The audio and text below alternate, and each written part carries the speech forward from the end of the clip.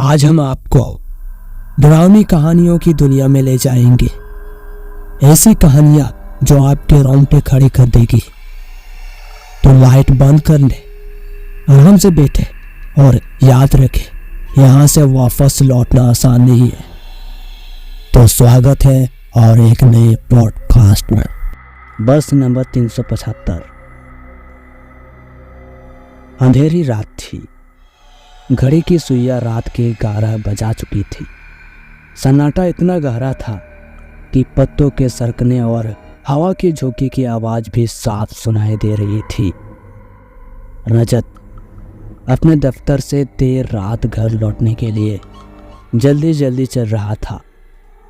आखिरी बस पकड़ने का वक्त था और उसकी सांसें तेज चल रही थी। सड़क पर दूर से एक बस आती दिखी। सामने लिखा था बस नंबर 375। रजत ने राहत की सांस ली और बस के दरवाजे की ओर भागा। दरवाजा खुला और बिना किसी सवाल जवाब के वह बस में चढ़ गया। लेकिन जैसे ही वह बस की सीट पर बैठा, एक अजीब सी बेचैनी उसके भीतर समा गई। बस के अंदर कोई दूसरा यात्री नहीं था। बस का ड्राइवर और एक कंडक्टर था। यही दो लोग थे। कंडक्टर की आंखें बेहद अजीब और ठंडी लग रही थी। काले कोट में लिपटा हुआ वह शख्स से कुछ बोलता नहीं था, बस घूरता रहता था। आपको कहाँ जाना है? ड्राइवर की आवाज़ भारी और ठंडी थी, जैसे किसी कुएं के अंदर से आ रही हो। वसंत विहार, रजत ने जल्दी से जवाब दिया। ड्राइवर ने सिर हिलाया और बस के दरवाजे धीमे धीमे बंद हो गई। बस के अंदर अंधेरा और घना हो गया। सिर्फ लाल पीली बत्तियां बंद रोशनी में भी जल रही थी। रजत को एहसास हुआ कि कुछ गड़बड़ है, पर अब बहुत देर हो चुकी थी। बस नंबर 375 बड़ी तेजी से सुनसान सड़कों पर दौड़ने लगी। अजीब बात यह थी कि सड़कें उसे बिल्कुल अलग और अनजानी लगने लगी। ऐसा लग रहा था जैसे ये कोई दिल्ली की सड़कें नहीं थी, बल्कि किसी दूसरी ही दुनिया में जा रही हो। बस के खिड़की से झांकने पर देख सकता था धुंध, उजाल, पेड़ और वीरान मकान। रजत की धड़कनें तेज हो रही थी। उसने सोचा कि शायद वह गलत बस में चढ़ गया है। उसने कंडक्टर की तरफ देखा, लेकिन कंडक्टर ने अजीब सी अंदाज में मुस्कुरा दिया।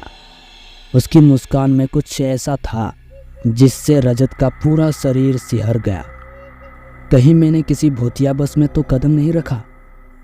यह सवाल उसके मन में बिजली की तरह कूदा। ये बस कहाँ जा रही है? रजत ने हिम्मत करके कंडक्टर से पूछा। कंडक्टर ने उसकी तरफ देखा।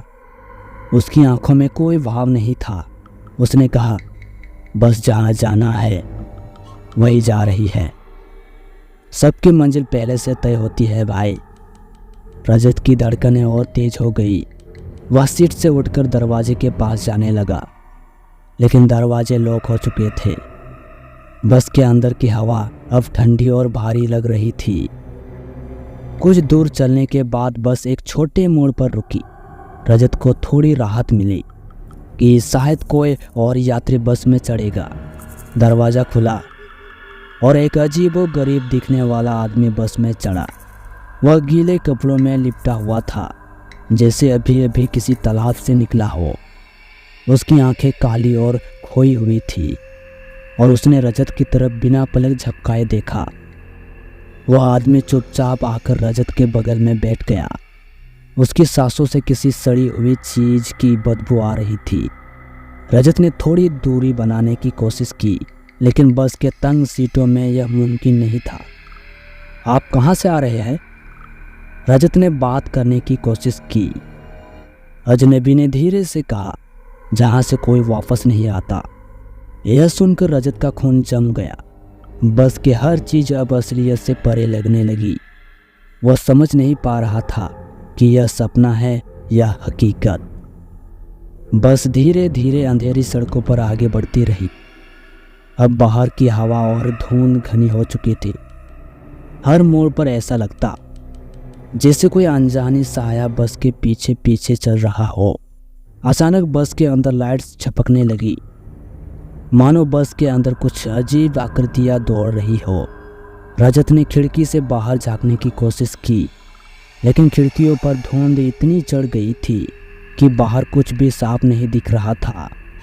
तभी अचानक एक भयानक चीख बस के अंदर गूंजी। रजत ने मुड़कर देखा, पीछे की सीट पर बैठा हुआ वो गीला आदमी अचानक गायब हो गया था। उसके कपड़ों की गंध हवा में घुली हुई थी, लेकिन वह खुद कहीं नजर नहीं आ रहा था। यह क्या हो रहा है? रजत घबराकर चिल्लाया।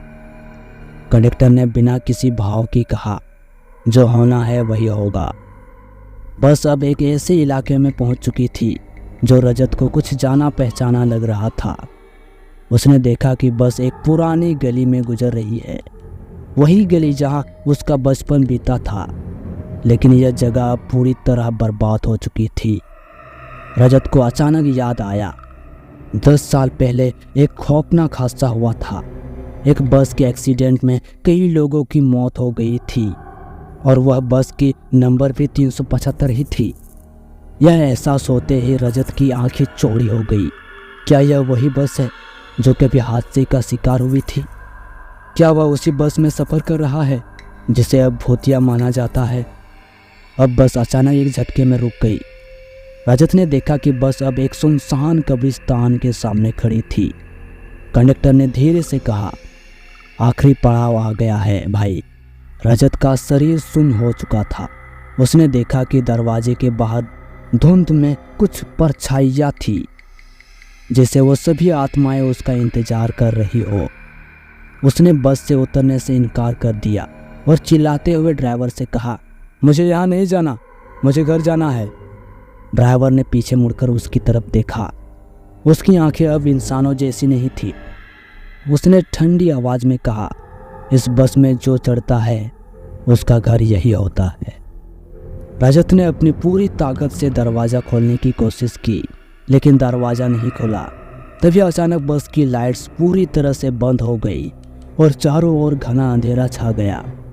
एक आखिरी चीख रजत के मुंह से निकली और फिर सब कुछ शांत हो गया। कुछ दिनों बाद अखबारों में एक खबर छपी, वसंत विहार के पास एक युवक लापता। आखिरी बार उसे बस नंबर 375 में देखा गया। कहा जाता है कि बस नंबर 375 आज भी रात के अंधेरे में दिखाई देती है। जो लोग इस बस में चढ़ते हैं वे कभी वापस नहीं आते। अगर आप भी कभी सुनसान सड़क पर बस देखें तो सोच समझ कर ही चढ़े, क्योंकि शायद यह सफ़र आपकी ज़िंदगी का आखिरी सफ़र हो सकता है।